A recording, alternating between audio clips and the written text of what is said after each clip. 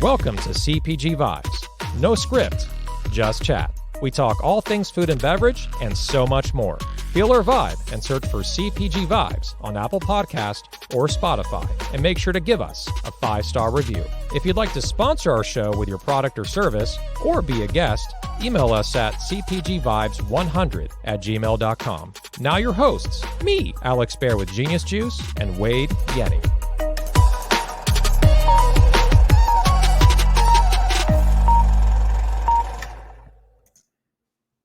All right, welcome to episode 87 of CPG Vibes.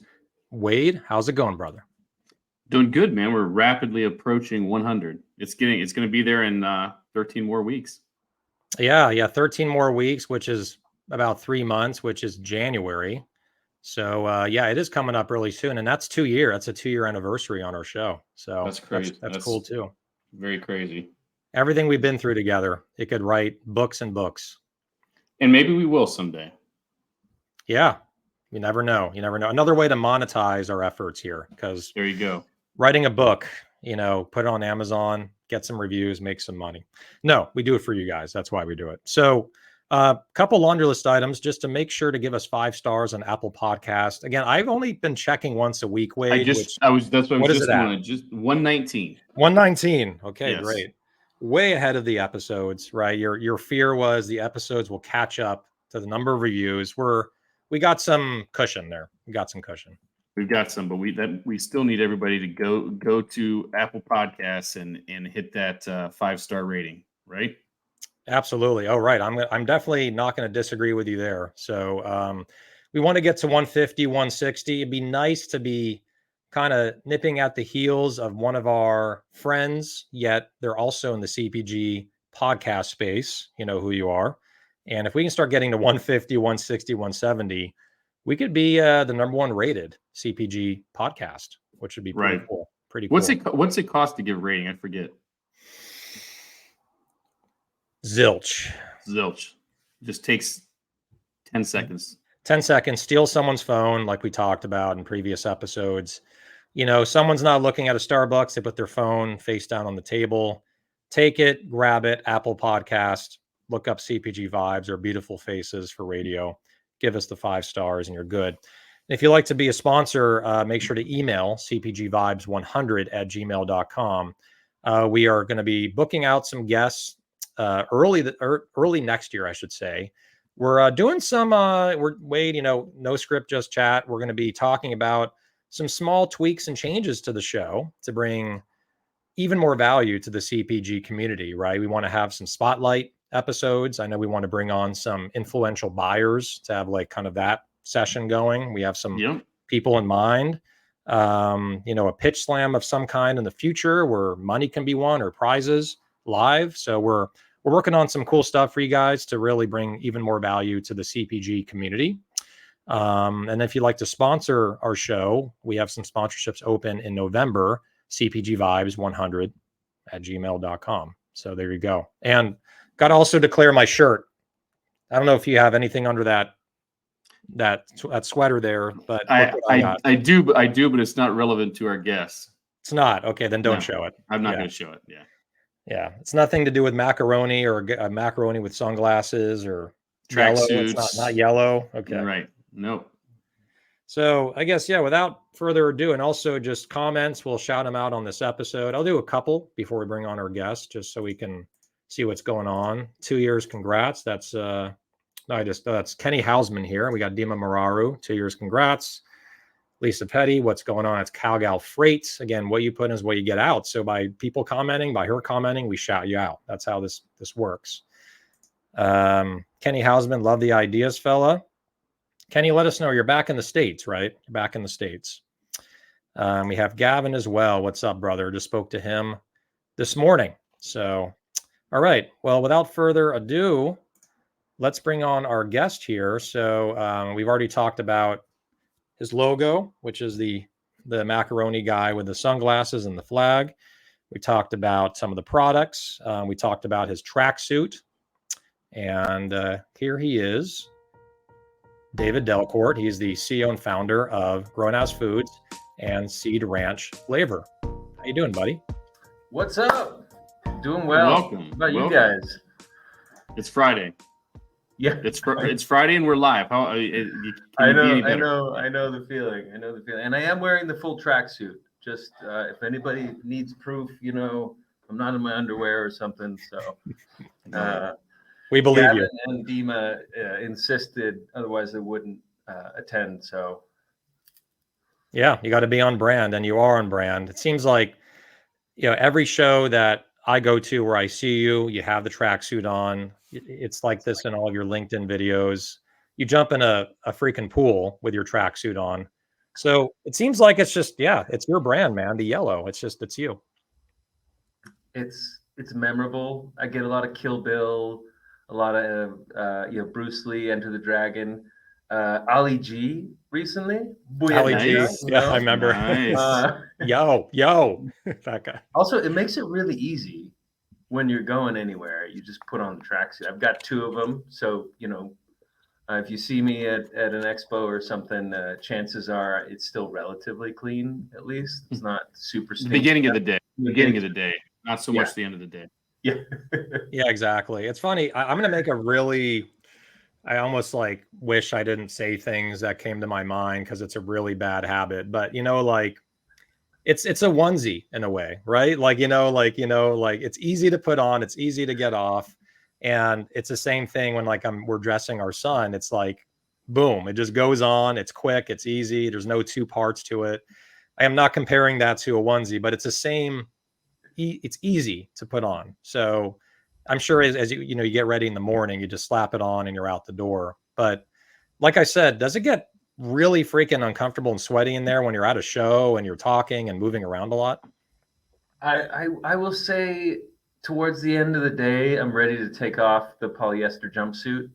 That's kind of what it feels like at the end, especially if it's hot, it's miserable. So if it's indoors, air conditioned, it's not so bad. But the moment you step outside in the sun, and it's like being in an old school sweatsuit, because it doesn't breathe, and it's a little. But hey, sacrifice for the greater good, right? Sacrifice for the brand. That's it all about. And then, hey, it's memorable. I've had a number of people come up, at Expo West, for instance, and mention like, oh, I've seen you on LinkedIn. I've seen what you've been up to, and I genuinely appreciate it, because that's the whole reason I'm doing this. And the more people end up seeing it, then the more I can actually give back to this whole community as a whole. Exactly. And it seems like, you have the two brands, right? And so, you have the Seed Ranch flavor, which, again, not to explain your story for you, but that was the original product line. Then you have the Grown As Foods, the mac and cheese. It seems like you are really putting focus on the mac and cheese with the Seed Ranch flavor. Sauce is still there and still selling. Are you seeing the mac and cheese as like the bigger future of the company? And then a second question is, you have two flavors. Are you looking to do a third and fourth in the next year, or do you just want to stay with two? Great questions. Seed Ranch is still very near and dear to my heart, and we continue to grow that side. The Grown As brand actually lends itself really well to buyer conversations and opens them up to Seed Ranch, because the hot sauce category is so busy. Wade can probably attest, like every local store has the local hot sauce plus the national guys, and very little space in between. So yes, focusing on Grown As, I think that's where there's a lot of growth in terms of velocities. It takes you a long time to go through a bottle of hot sauce. Most people, even me, who I absolutely adore it, like it'll take me a week to go through a bottle of my sauce. Most people might be 6 months, 3 months, who knows. So the velocity side is really good, and we're seeing really nice growth at Sprouts, for instance, with the mac and cheese line, in a way that we've never seen velocities like that with Seed Ranch. So it's all connected by flavor. It's Seed Ranch Flavor Co. Right. Yep. And then to your question in terms of the extension, heck yeah, super excited to. We get a lot of gluten-free requests, and so looking at a gluten-free, potentially regenerative pasta side, We've got a couple of options we really like, and then also product line extensions. So thinking around that one-to-one cheese replacement in the center store, that's where we want to live, right? It's all about flavor. It's all about a delicious cheese flavor that happens to be vegan, rather than, okay, we're going to be the next Miyoko's or the next Daya. It's something that we're constantly thinking about. But like anything, you got to focus. You got to focus on the products that are out there. Seed Ranch is pretty organic growth. Grown As is the brand opportunity, and so that's where we're running at. And so far, so good. It's been exciting to keep growing it. Well, I got one thing I like to point out also to the CPG community, and I want to ask you this question, so because some people don't know the process. So let's go to Sprouts, because with Sprouts, they have this innovation set, right? For those that have a Sprouts near you, and I think Sprouts is a great retailer. You walk in, everything where it's things are where it's normally is placed. The produce, the snacks. Then in the middle, somewhere between the produce and where the cereals are, at least in my store, there is this rectangle that has like 20 different products or 25 different products just plopped right in the middle of the store, and it displays it prominently. So tell us more about, what was it like to get into that set? What was the process to get in? And then what happened after the innovation set? So we were discovered. We talked with the Sprouts team at Fancy Foods East. June, I think it was July of 2022, and then we were invited into the innovation set. It was pretty nascent at that time, and so there was a lot of questions from the brand side and also from Sprouts side. I think they're trying to figure it out. But really, what it's in my head, it's like the Blockbuster. I'm aging myself, but it's the Blockbuster new release section, right? Where you go in and you immediately see like, oh, okay, oh, look at this, and then that if you want to go get the old like Robert De Niro classics, you know where to get them, right? So it's an opportunity to really be exposed, and I think Sprouts Forager team is doing such an awesome job of filling a void that was left by another big retailer, in my humble opinion, in terms of that local side. So awesome set. I think it had a bit of a rocky start, everyone will agree, but at the same time, it's such a great opportunity. One thing, kudos to them, they don't take a free fill on the innovation set. They don't. That's insanely awesome. And then how many stores did you get into for the innovation? It's all stores, virtually all. I think they have a couple of probably and there's two different sets for the innovation set. One's like a 4x4, one's an 8x2x2 kind of thing. But the concept is really strong to me, which is, let's put you in a place where you can drive your brand's traffic into our stores. So it benefits Sprouts because it's on us, the brands, to say we're there, let's support. But it's not with big BOGO promos and the typical kind of inline. It's really about what's the online presence. Who's the non-Sprouts consumer that you're bringing to the table that is now getting exposed to Sprouts, right? So that's the strength, I think, for Sprouts to win, and in turn they're giving back to brands. And look, we posted with a number of other brands. Like we chose 4 or 5 other brands. We worked hard with them in addition to our own list to drive people to the store. We did a giveaway, including a $100 Sprouts gift card. We had an influencer go into the store, buy them. Sprouts reposted a couple of times on their Instagram and social feeds what we had posted. So it was give and take, right? We both kind of came to the table, and we were really successful. And I know it can be tricky because it kind of feels like, oh, we have this one shot or we don't make it. But it's also an opportunity to kind of step up to the plate and show a retailer, hey, you're really important to us. We're pulling out all the stops to get into Sprouts, right? So a wise man once said, this opportunity comes once in a lifetime. Yeah. Right. Yeah. So you get one shot, don't miss one shot. And I'm sure he drove more than 8 miles. Yeah, exactly. To get that happen. So I was going to ask a little with regards to that Sprout. So is the expectation regular retail, what's your price point every day is where, preferably?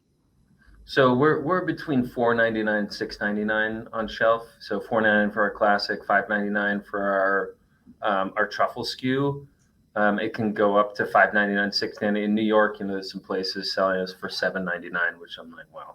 Wow. That's so with that introduction into the innovation set, is the expectation for you to be at that $4.99, $5.99, or is there are you expected to have a promo or some reduced retail on top of it?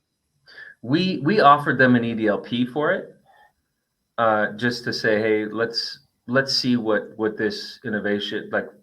And the innovation set, I should have started with this, but it's one order. There's no reorders per store. So the fill rates look really wonky after week 1 or 2 or month 1, whatever it is in terms of how you're selling. But it's like, oh, we got an 18% fill rate, but that's because it's one purchase. They see how it sells through, and then towards the end, when they're going to reset the innovation set, they will mark it down significantly if this is stuff left, right? And so it's kind of built in that there's some understanding of, okay, we blew through, a few. I would say that the top 10% of stores we sold out in a week or 2, and they couldn't get anything more, right? And we had a couple of customers like, oh man, where's more mac and cheese? The bottom maybe 10%, they had a unit or 2 or a few units left at the end of the innovation set. So it is a single purchase that you then can choose EDLP. But the encouragement from the Sprouts team is not to heavily discount and promo. It's to say, how does your brand speak on shelf? How does your value prop speak on shelf? And how does your price speak on shelf? Because it's easy to say, well, we're a $7.99 product, but I'm going to give it to you for $2.99 at a loss and sell through. But that's not a long-term proposal. They want to see, on shelf within a certain margin that, okay, you can work, right? So an EDLP of maybe $1 off, which is what we did, allows them to say, well, this is kind of the promo price that then will set the new normal for velocities. And then again, promo price, new normal. And we hope every time, to see those kind of stepping stones up, because as we all know, in terms of early stage brands, you go in, you have hopes for, 4 cases per week per store, but the reality is you're fighting against a buyer who's making 80% of their revenue from 5 or 6 brands, and that's where a lot of the focus goes, right? Like that's their mandate. So I would say, like, the biggest thing for brands is have some compassion in going into these buyer conversations, because I know how many brands they're seeing and how many different offers they're seeing. And remember that 80%, 5 to 6 brands, we're all sharing in the 20%. All right. So how do you become big fish, small pond of the 20%, and then grow to become one of those big brands in the 80%? Yeah. Nice. Yeah. And I think, one big highlight of this that a lot of people don't know is that not many brands go from the innovation set to the main set. Now, and that's that Sprouts is trying out different products. It's a great platform to do it. And also it's a kind of a notch on their belt too, because they're like, look what's here, local stuff, also brands you can't find anywhere else that may be only available at, like a high-end natural store, an Erewhon or something. Now it's here at Sprouts. And like one of my friends' brands, Diana, she has the magic dates, right? They're the dates that are covered with chocolate. And they're like at Sprout, they're at Erewhon, they're at Lazy Acres, but then they were in every single Sprouts, or right now they are 400 stores. So I like that opportunity they give people. It's prominently displayed. There's a lot of items in there, so that's the only downside. It's very busy in there, but I have discovered brands in there that I otherwise would have never saw or bought. And then once you finish in the innovation set, that's great. It's one order.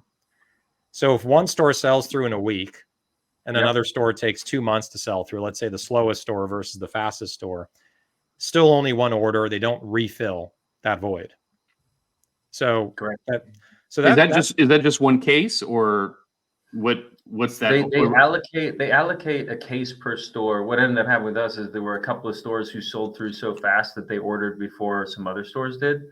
So there were some stores that didn't even get our product, right? Wow. Not that many because it was rolled out, but the set lasts. I think it's 2 to 3 months. It kind of depends. The other question I'm not sure about is if there's an opportunity. I'm sure there is, but to say your friend you mentioned, Alex, there with the chocolate covered magic dates, that sounds delicious, by the way. And I've done that for my kids, so I'm like, yes. Let's say she sells really well in SoCal. Is there an opportunity to roll into regional, even if maybe there were some other regions didn't go? So I'm that side, I'm not sure. But the conversation moves from the innovation set forager team plus your buyer, because your category buyer is still involved in the initial steps. So our Sprouts category buyer, we had a 10-minute meeting, Zoom meeting. We went through it. I mainly dealt though with the innovation set. Then after the innovation set, then it's up to your buyer, and it's up to your buyer's category review timeline. So one of the challenging things we had was our timeline. We weren't supposed to reset until like October. We got lucky and we were able to push it forward because we did really well on that set, and we had support from the buyer. We worked closely with her to make sure that could happen. So at that point, the other expectation is after the innovation set, you've had your order, you are expected to free fill into the rest of the stores. So it's once you go in line, you're kind of with the big dogs in terms of the regular set.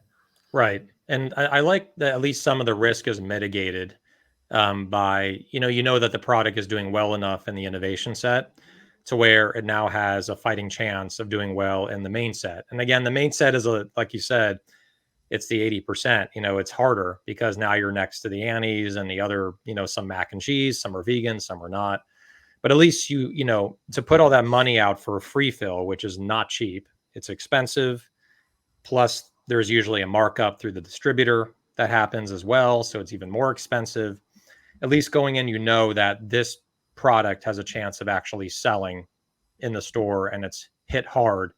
And, I think you told me offline that like 10% of all brands, somewhere around there, survive past the innovation set and go into the main set, which is insanely amazing that yours made it, right? Only you're the top 10% or bottom 90, top 10, whatever. You're the top 10. And the other thing too that I like about it, whether this actually happens or not, is the FOMO, maybe, like a customer that finds it one day and then they love it and then they come back and it's not there anymore. And then a month later, it's on the main set. That could drive some demand as well. Yeah. And I'll say there's just some tips and tricks to think about, especially as an early stage brand that is not going to have a in-store demo team to run to every 400 stores. Obviously locally demoing, they encourage that. Sprouts has brought back their demo program, but we used Instacart as a way to drive some additional sales and make people aware of the product. We did have a high rate of do not find because it's in a different set. So, buyer beware in terms of that. But really it was the online, what community, what set of fans have you created? Same with any store at the end of the day, right? It's like drive them to the store, support your buyer, support that store, and that will be long-term revenue because at the end of the day, you're taking out a mortgage with a free fill on every single retailer you go into. You want to make sure that property is accruing in value and you're not underwater after 6 months and discoed after 12 months or 6 months, depending on the category.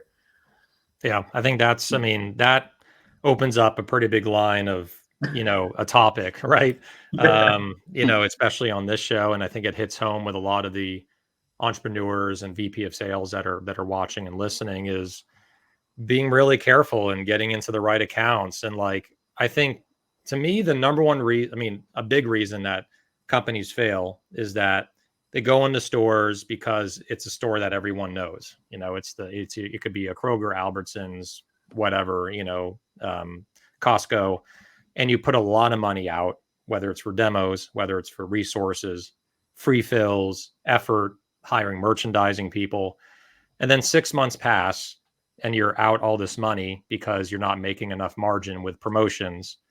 And you free filled it, and then you're discontinued, and it's really a shitty feeling as an entrepreneur because you put so much into it. And I keep, I've said it before and I'll say it again. My learning experience was Publix, where we went from Greenwise to, I think Wade has memorized this story because I've said it so many times, but going to Greenwise, which is owned by Publix, more high-end stores. We did well there. And the buyer said, let's roll this out to 550 stores. I'm like, whoa, it's Publix. Why not? You can't say no to Publix. And Publix is a great retailer, very organized. And they rolled us out to every store in Florida, I should say, about 550. And I flew out there twice with my wife, and we hit almost 300 stores in like 2.5 weeks, like every day from 7 a.m. to 7 p.m. And I'm like, because I saw, like Salty launched in Publix in 2020, and now it's their top customer, or one of their top customers. They do they've announced it publicly, $8 to $10 million a year there, maybe even more now. So I'm like, Publix could be huge for us, right? Coconut, Florida, I was just thinking that way, and I was just blinded by the light. And within about 4.5 months after doing BOGOs and flying out there, we were discontinued. And that story was the highest read, engaged story I've ever done on LinkedIn. It got more likes, more comments, and more views. So my whole point is people resonate with, that it can be really tough when you go into the wrong store for you lose all this money, and then you're discoed plus the free fill. And it's being careful to avoid that at all costs. Definitely. So David, I wanted to ask, and not necessarily specific to Sprouts, but just in general, how are you, how have you changed your pitch, or what are you doing with your pitch as you start, to Alex's point, you start looking at where you want to expand, or, what new doors you want to get into? What are you doing to cater your approach to different retailers? Sprouts is, hundreds of stores, virtually nationwide. You've got some small pockets in Southern California. What are you doing to make sure that pitch stays fresh and is what your buyer wants to hear? First of all, we really look, what is the store? What are their demographics, at least perceived demographics, in terms of is our customer there, and are they looking for our product, right? And look for social proof of that. So a regional approach has been really important to us. So we look at, hey, where have we been selling on Amazon? Where have we been selling D2C? Where are people asking for our product? And then where can we get a serious percentage of mind share? So back to SoCal, that's a great example. You got Gelson's, Lazy Acres, Bristol Farms, Sprouts, obviously in that area, but starting to get I've seen that brand at the last 3 to 4 retailers I've been into from a customer standpoint. That's really important. And as a small brand, you have to pick and choose unless, you're just flush with cash. So we've really been looking at regional, right? So it's how do we become back to the big fish, small pond? I know we're in the set with the big fish, but people will start to see it over and over again. And it's the same thing with our club side, looking at Costco, Sam's Club. It's where are the places where we can point to good sales, good awareness, direct to consumer, Amazon sales, and really be showing that data, because especially with Grown As, we've been out there for less, for all practical purposes, less than a year. In 2022, 95% plus of our revenue is from Seed Ranch, right? We launched Grown As, but it was a very teeny piece of the overall set. through, I think it was through August, grown as was almost 30% of it. So we're seeing a really strong growth in terms of that percentage, and it's through that local side. We almost accidentally did it with Seed Ranch because hot sauce is so tricky to go nationwide with, and there's a few brands, the Yellowbirds, the Truffs, who have done it effectively. But we really wanted to keep pushing that. And then, from a buyer standpoint, it's also understanding what are our values that we're putting on the box and we're putting out to the customer. That 3 seconds, our branding was a huge focus as well as expense for us, because we knew, look, we want to be the Captain Crunch cereal box, right? And screaming from the shelves in a set that was pretty much colors. It's like, oh, okay, you've got your orange over here, you've got your blue and your purple, you've got your white over here. But that's the what people associate with it. So we wanted to be, okay, you grab it, it's the bitchin' sauce version, it's the liquid death version, that I get somebody to pick up the box. Guess what? That's 70%, 80% of my job is to get them to pay attention to a new brand on the shelf. Exactly. Excellent. So one of the things we talk about all the time on the show is, and without naming specifics, we talk about the difference between regional distributors and larger nationwide distributors.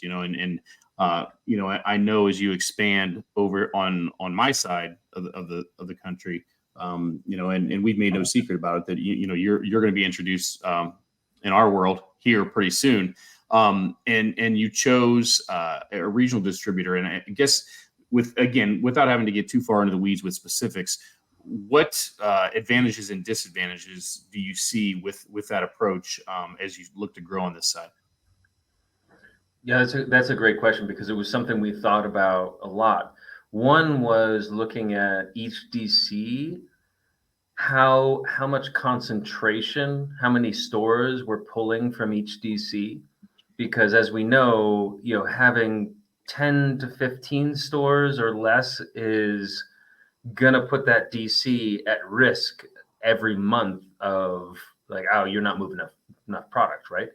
The other is a lot of regional distributors they just have a lot more invested, in my experience, with each chain they're in, because they don't have as many chains. So it's kind of their look that we want to service them. So those some of the benefits, and we have a great relationship with Chex Finer Foods out in your neck of the woods, Loco Foods out here in Colorado. Some of the disadvantages, look, they're going to be a little more expensive, right? You're going to have they still like unifying, KE and DPI. There are chargebacks. There are, they have their own business model they have to follow, and they may not have the same number of relationships. So I think it's a question of what regions, back to the regional approach for me, or the local approach, if you want to get even more early stage, how can you influence those regions, whether it be through brokers who have a really strong tie to, say, the Northeast, or to SoCal, or to Texas and Florida, versus a national broker where you're going to have to spend a lot of money to really have a level of influence, right? So to me, it's about where are the resources that I can put in. Is it time? Is it influence? Is it social? Is it, there's a lot of different ways. So we chose to go with a single DC with Chex Foods, because they can service all the stores, rather than 3 to 4 DCs, where there were a couple of DCs that we didn't have strong pull, and we didn't feel like we had the bandwidth and the resources to go and create that, through a mid-Atlantic, or through an area that we really haven't had much, we haven't really tried, right? It hasn't been on our priority list. Right. Exactly. Right. And one thing it's interesting, I really agree with that model, right? The DSD, or the model where they charge 15 to 20%, 25% versus a cost plus. If you're really looking to dig deep regionally, obviously, when you start going to larger chains that are in, 100, 150, 200 up, they have their preferred distributor, right? That you have to go with because they have a contract with them. And that distributor is one of the few that can service them nationally, right? This big chain, whether it's Sprouts, Whole Foods, or whoever. One thing that I found that has been really beneficial in general for many brands and was beneficial to Genius Juice is when we launched regionally, you find a really dedicated master sales crew that just knows the hell out of that region. Like they don't go outside of that region, you know? So like when we decided to launch in the North Atlantic, we didn't have an anchor, which is always dangerous when you don't have an anchor like Whole Foods or someone else. But we launched there, and the sales team, the guy and his wife and his employee, they grew up in the North Atlantic. Like they know that entire area. They know all the natural stores. They shopped there as kids. They traveled around as kids to all the different states within the North Atlantic. And they opened like 70 or 80 stores for us within like 2 or 3 months. I'm like, holy crap. Now it didn't succeed because the product wasn't the right fit for the price point. And like it was hard. It was hard to make it actually move at the level to where the distributor would order enough to make it worthwhile to ship product from LA out to North Atlantic. That was another issue for another day. But the point is that these local sales crews that, it's hard to find them, but you have to ask people around you, like, oh, are you selling in North Atlantic? Yes. Okay. How are you selling in there? And usually they're going to say, I have a dedicated sales rep, or my distributor does it, or I hired a sales crew to do it. And then another one, a big shout out for anyone who knows them, is Boost Sales, and they're in the Northeast. So we launched with Rainforest. Shout out to Rainforest. And, I was at the launch, right? I went out to New Jersey where their headquarters are. We were launching in, just select stores. And I met at the launch party the sales crew, Boost Sales, Simone and Sanchali. And Simone, she just takes subways all day. Like she knows all the boroughs, all the stores, all the buyers. She can walk in and say, I got this new product, Grown Ass Foods or whatever it is. It's great. You got to bring it in. And they trust her because she only brings in brands she knows that are going to sell in these bodegas in New York or Manhattan. So I love that strategy because you can really dig deep. The only downside is when you start going regionally outside of your area, if your volume's not big yet, you're really sending a lot of product out with not a lot of volume, which it's pretty costly for freight. So that's the only downside. Mm-hmm. Mm-hmm. Yeah. So I wanted to pivot the discussion and to your crowdfunding. So I'll have David really fill in the blanks here, but you've launched a crowdfunding on Republic. You've formally announced it. And then I have definitely the honor of consulting and helping to get this thing up and running with you. So I do some crowdfunding consulting on the side. I'm not going to promote my services too much on this show, but basically you're getting some traction already. And for anyone who would like to invest, be a part of Grown Ass Food Seed Ranch, it's right there on Republic. We're going to post the link. But David, tell us more about the crowdfunding, the purpose of it. And it looks like you're at about 77,000 in like a week, which is really, really fast. So, but tell us more about the crowdfunding. Yeah, we, like any CPG company, at the end of the day, we have been as capital efficient as possible, and we still need more capital to grow. It's just the reality that in order to grow rapidly, you have to have that capital. So that's a big piece of it. Don't get me wrong. We have been from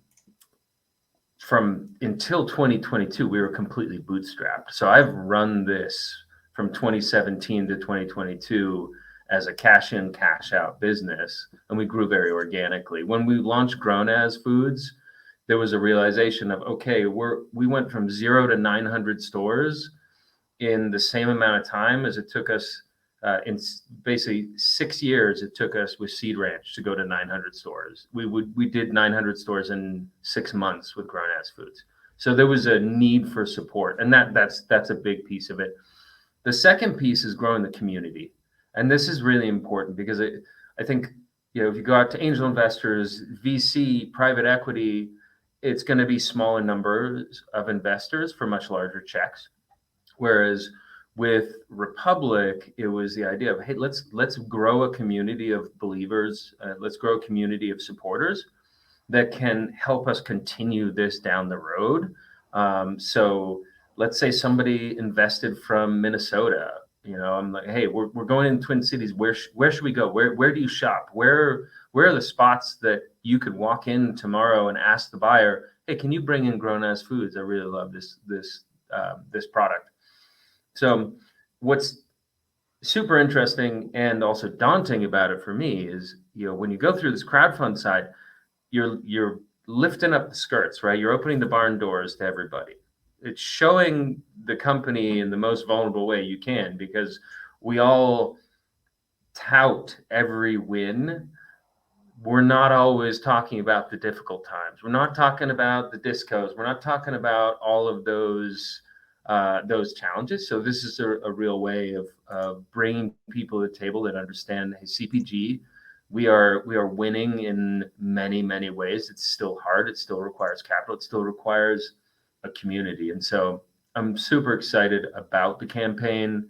We had a lot of fun putting it together. I probably averaged 5 hours of sleep a night, much to Mark Samuel's chagrin, for the couple of weeks where we were sprinting to get it done, to get it under the wire for some marketing support. So right now it's what's called a reservation campaign.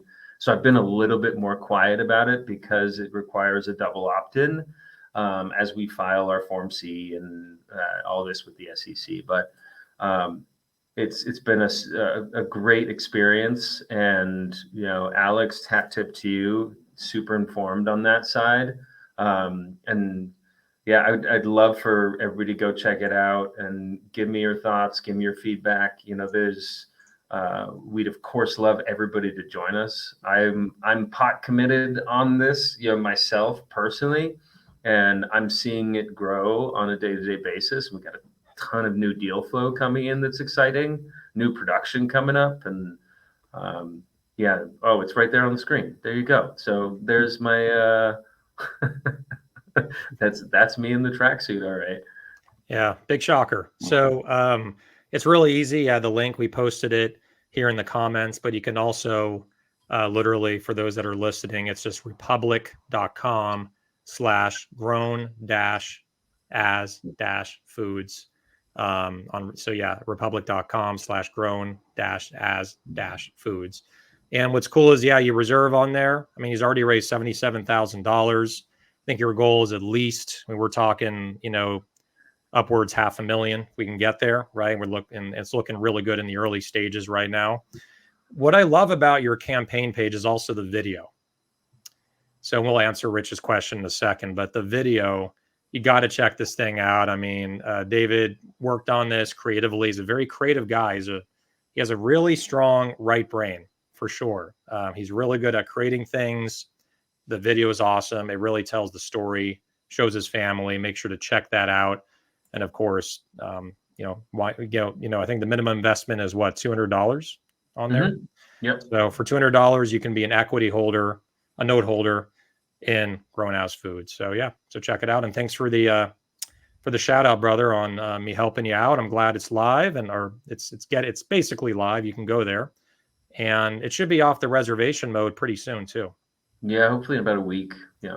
Cool. But you can still invest on reservation mode. And then what happens is, in a week or so, they just reconfirm your investment, which is the double opt-in that David was talking about. So now Canada, open to Canadians.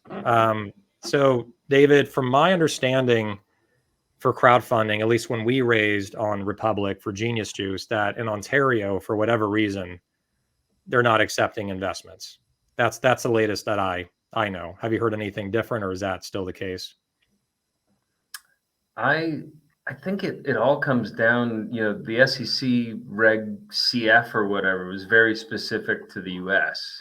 Now I know over in Europe they there's a couple of UK companies. There's a French vegan bacon company that I invested in called La Vie that does vegan bacon and ham that Natalie Portman invested in, some others.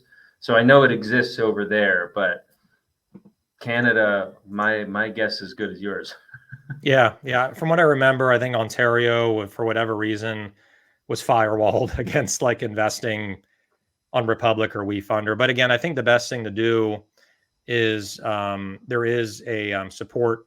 If you go to republic.com, there's a help support area. You can email them and you can ask them directly whether that's allowed or not.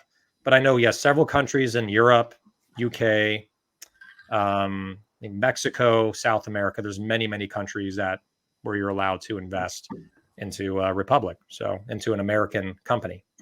And David is as American, you're American French, but definitely with a tracksuit, loud and proud. You got the American vibes going on. So what else? Do you want to maybe shout out a couple of comments here? I think people may have had some questions because we're actually coming up on time, Wade. So maybe we'll get into stuff we love. Would that'd be a next good logical step, right? Yeah, I think so. All right. Just the time flew, man. It did. Flew as high as when David jumps into a pool with his tracksuit. You got to do. Are you ever gonna do like jumping out of an airplane type stunts on video with your tracksuit? Yeah, I mean, I would love that. It's more a long of a time, money. It sounds like you would love it. Yeah. Yeah. Skydiving. Yeah. No skydiving while eating a bowl of Paragliders. your mac and cheese. Now that's a good idea right there. That's the one. That's the one. I don't know how digestion works up there though, so that might be a little tough. Have it in a sleeve or something, just like squeezable yogurt style with mac and cheese. Totally. And then your stomach's like in your throat. So I'm wondering how that's all going to work anatomically. Okay, cool. Let's go to stuff we love now. And Dave, the show, we just talk about stuff that's in our pantry we've had recently. I was going to show your truffle mac and cheese, which is dynamite, but I just remembered that my wife cooked it last week, so we don't have it. We need to go get more from Sprouts, which I'm going to do right after this. So we love having your mac and cheese on Friday nights as well. Like, I don't know, there's something about that, just like unwinding and, having something Americana and like childhood, like on a Friday night. So that's been a tradition in the Bear household the last few weeks. So nice. Yeah. So couple things that I'll share is our Genius Nootropic Coffee Shot is now out. Our store locator is launching next week on our website, geniusjuice.com. It has functional mushrooms with 100 milligrams of caffeine. And then I also have the Rising Tide Focus Creamer. And then the last thing I'll say, it's another shot. It's a shot I showed him earlier. Mm-hmm. This is a really good shot, man. I just love the glass bottles. I love how clean it is. The Solti has done a fantastic job in making a great product. So that's mine. Which one is that? That the ginger? Yep. I was going to say, I thought so. I love the ginger. Their turmeric is good. Very tasty. Like they've pulled it off where it's concentrated wellness and a lot of milligrams of turmeric or ginger, but it also just tastes really good. You can just sip it. And I love their clarity one, the one that has, the blue green algae in there. That one's really good. So they hit the nail on the head. Their shots are great. Yeah. All right. So Dave or Wade, who's next? Dave, you're the guest. You first. All right. I'll just say on the shot side, I've had them and I've had yours, both tasty. My gripe was always what you just said, which is it feels medicinal rather than tasty. Yep. So getting that is key, right? It's like a shot of apple cider vinegar when you're really sick. You're like, okay, this is going to help me, but I don't want it when I'm not. So I've been watching the show enough to know about this section, right? So I was like, all right, I'm going to prepare. So I've been drinking hop tea, which my boy Dean started. We were at the farmers markets early days, like literally right next to each other. It's very good. This one is the really hoppy one, super tasty, got a little caffeine in it, some black tea. It's Friday. It's like, all right, this is a even if you're going to drink a beer on Friday, this is a nice pre-beer, like hydrate a little bit. Yep. It's fantastic. Super good. And then the other one is Truffle Treats. So this is a company, they're mainly B2C. They're based out here in Boulder. So they're basically veganizing childhood favorites, very similar to what we're doing with mac and cheese. So this is their wafer. They have a little, it's not an equity crowdfund. It's like a pre-sale for essentially Snickers and Three Musketeers versions that are veganized.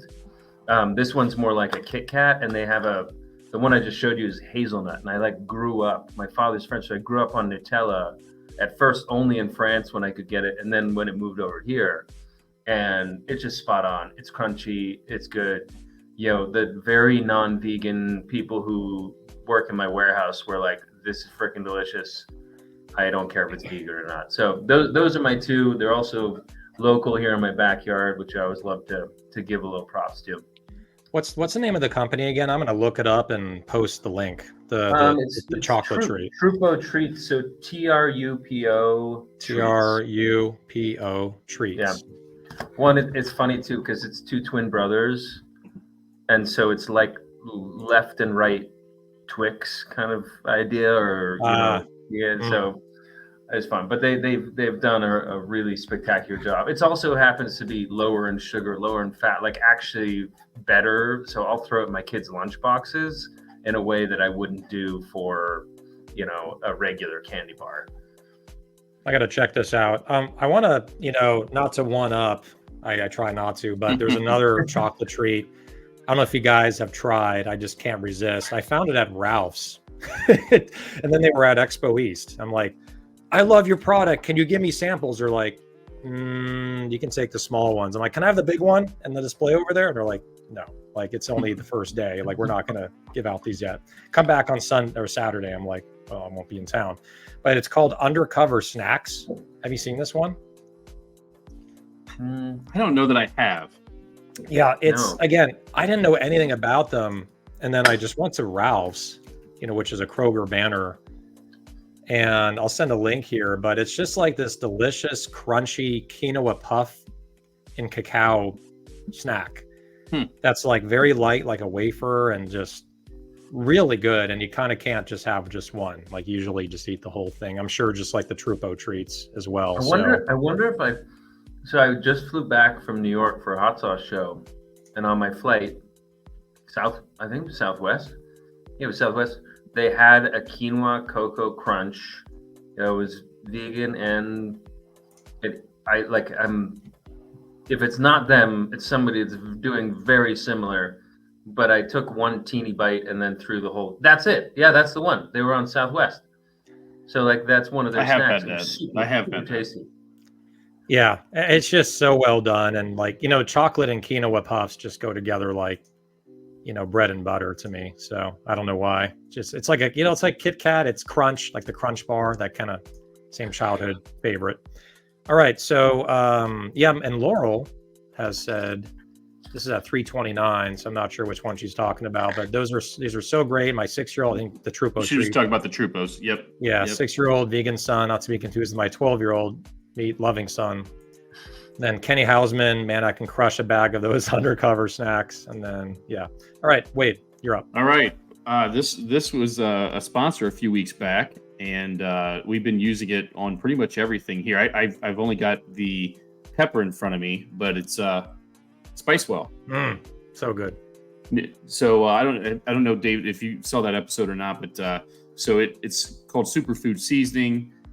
Black pepper with organic vegetables. You look at it, the ingredients, you've got peppercorns, turmeric, and then nutrients from organic broccoli. All these are organic, so I'll just save repeating organic 10 times. Spinach, kale, pumpkin, sweet potatoes, sunflower seeds, cranberries, chlorella, which is kelp, maitake mushrooms, and shiitake mushrooms. So it's fantastic. Yeah, this is the pepper. The salt is equally as good, and we've been using it a lot. But Raina was a sponsor for us a few weeks back, and I got my samples not too long after, and it's good stuff. So we've been using it. Renee's a big fan. I'm a fan. Love it. Nice. You're a fan, Alex, right? Yeah, yeah. We actually, I mean, it goes good on a lot of different things, but I put it on eggs. Oh, we put it Especially. literally when I say everything, we do a big breakfast usually every Sunday, and we do it with eggs. We do it in potatoes. Renee does a lot of broccoli during the week. She puts it on her broccoli or vegetables. It's terrific stuff. It's Very, unreal. very good. Yeah, very, very good. All right, so now we're a little over time. This is our sponsor this week, which is the tracksuit guy. So we're Grown Ass Foods and Seed Ranch Flavor. We're going to have a little giveaway now for their delicious products. So here it is. Friday freebies. All right, so my man, what are you thinking of giving away here, and how many winners? Why don't we do a couple of winners?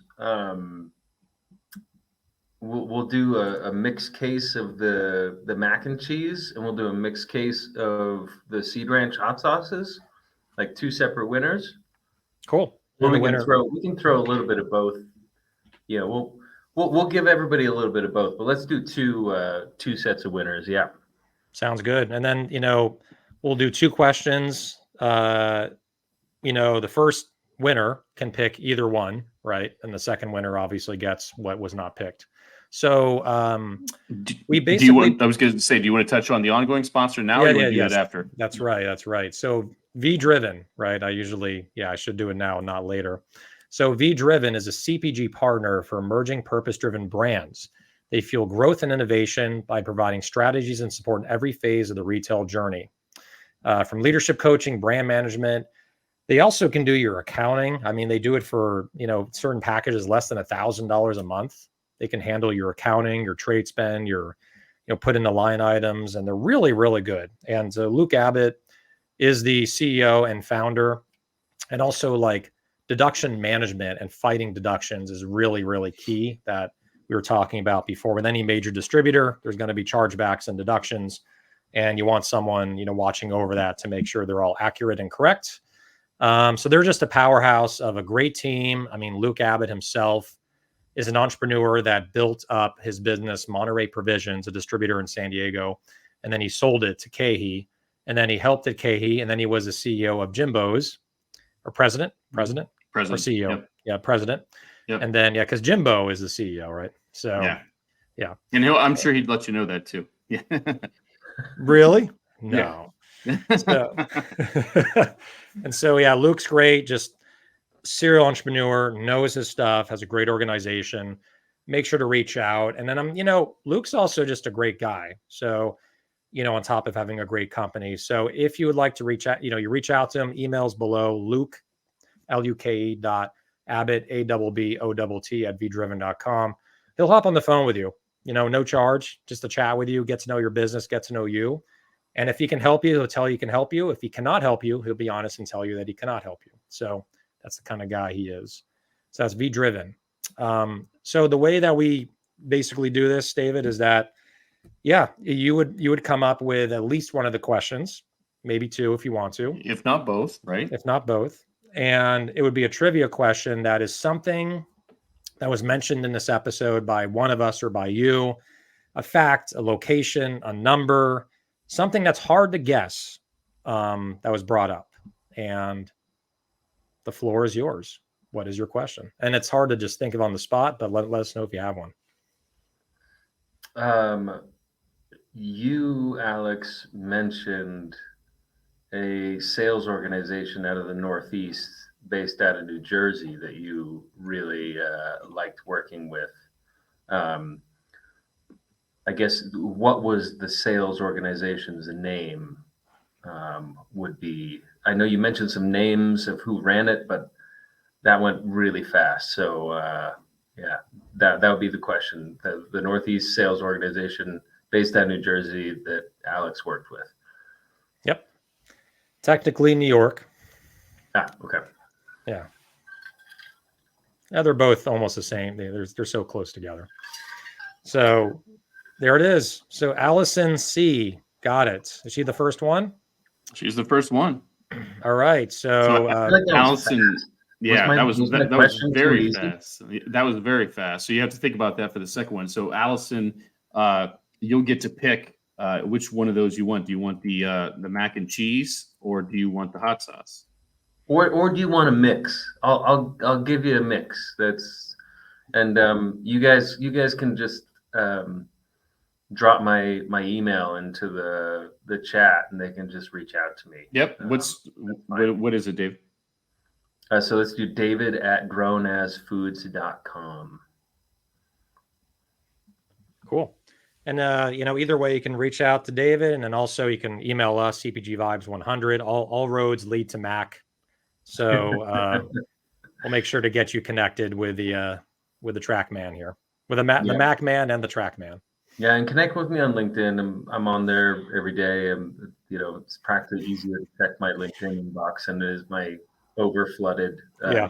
It's hard to get away from LinkedIn these days, man. Like I can digital detox off Instagram and TikTok, but LinkedIn it's integrating into our business and our lifestyle, and they've done a really great job of that. So, and this podcast being a co-host kind of solidifies me staying here even more. All right. So she wants all hot sauce. Good stuff. It's all about the Truffle Hound. I love that one. And the umami. That one's good too. And we just launched one called Nash Soul. It's a mix of a Nashville hot and a Korean barbecue, like gochujang. Nice. Yeah. So I'll hook you up with that, Allison. You'll be one of the first. I don't know. Sean Evans from Hot Ones gave it like 5 stars. So a little bit of future wink, wink of what's coming. Nice. Right on. So cool they were on that show. All right. So what is the second question? Oh, what's the second question? Oh, shoot. Do you guys have a good question? I don't think I have a good second question. Let me think.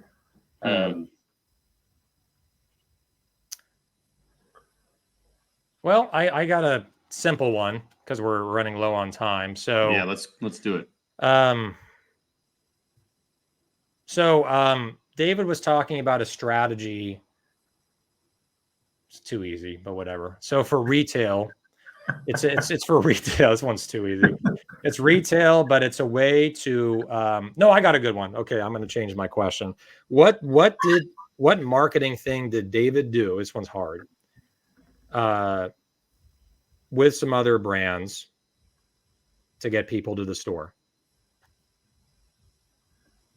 What did his brand Grown Ass Foods do with other brands to push people to the store when they launched in the innovation set? There was a special little marketing thing they did. What was that? I think it's like maybe on an 8.5 out of 10 as far as difficulty. I also went to all my local stores in the tracksuit in case you guys were concerned that I would have done that. But so the reason I was going to ask a question that was Instacart was the answer, but that was too easy. So this is something else that David mentioned that he did online that was with other brands to push people to the stores. Not Instacart. Something online, something with other brands. What could that be? What could that be? Got some mac and cheese hanging in the balance right now. Your Friday night hanging in the balance, not Instacart. We'll also throw in some that we have a truffle cheddar popcorn seasoning. Oh, wow. Oh, nice. That is delectable. It's not in retail, just D2C and Amazon, but talk about, crack seasoning. I got to get you guys some too. That'll be in the next package. So Kenny is close, but it was something that was done with other brands. There's a special word for it. There we go. Mateen, my man. So he's with Seedly, which is in my pantry right now. That's it. Mateen, I gotta say, so I found Seedly at this tiny orchard up in upstate New York on Monday this week. I was buying apple cider donuts, and Seedly was on this vanilla back to the quinoa crunch. Mm-hmm. Like I'm a sucker for quinoa crunch, like you, Alex. and I bought it. I ate the whole damn thing on the plane. So thank you for giving me lots of calories and absolutely delicious snack. And I went recently to Natural Grocers and Whole Foods. I couldn't find it, but that was freaking delicious. Right Yeah. on. Such a great, and I know we need to end the show in a sec here, but yeah, shout out to Mateen. I've been talking with him, last several months. He's an entrepreneur. I actually met him 2 years ago. Then I saw him in person at Expo West this past year. And he has a delicious, it's like Bark Thins and Hue had a baby. That's like the best way to describe it. And it's like this super premium organic cacao with all these different ingredients. He has a chocolate raspberry, which is my favorite. And then he has one with sea salt, I believe. And then he has a third one, which is the one he talked about with quinoa. That's the vanilla one. See, I think it's an abomination of justice to mix fruit and chocolate together, which I know is going to turn a bunch of people. But I'm not a fruit and chocolate, but you give me vanilla and crunch and chocolate, I'm like, that does it. That's everything. Got it. Something for everything, it sounds like, for everybody, I should say. Exactly. So yeah, I put up the link there, eatseedly.com. Make sure to check it out. Buy some delicious, much healthier for you than Bark Thins, chocolate thins. So there's the email, Mateen, for David to get your prize. Yep. All right. So that's whoops, I just took it down in 2 seconds. So anyway, we'll make sure to get you all connected. Mateen, there it is again. I couldn't find it. So Mateen, you can email him. You can also email us, cpgvibes100@gmail.com, or you can just text me because we talk all the time. And thank you guys for everyone for just tuning in and checking out our show. Make sure to give us 5 stars on Apple Podcasts. We are at 119. So David, I want you to grab all your kids' phones and your wife's phone and do it tonight, please. And make sure to invest. Go to his Republic site. It's there in the links. And we mentioned it earlier. You can invest in his brand and get equity in his company, get a note in his company, which becomes equity. So make sure to check that out and support Grown As Foods. And we'll see you next week. So next week, just want to pull this up here, Wade. Looks like we're still going to confirm this because this guy's schedule is also just nuts. But we're looking good to have Jake Carls on our show. Speaking of chocolate. So right on. Jake Carls with Midday Squares, and we have Orgo Brands as our sponsor. So very excited for that. We'll make sure we'll firm that up next week. And David, thank you for being on our show, sharing the story. Congrats on all the growth with the mac and cheese. And I'm going to go celebrate Friday now and go buy some at Sprouts. I love it. Yeah, thank you guys so much. And thanks everybody online. It's been a blast. Y'all are great. Have a great weekend. Thanks, buddy. All right, Wade. Take care, brother. Love you. You too. Love you, buddy. See you next week. Thanks, everyone.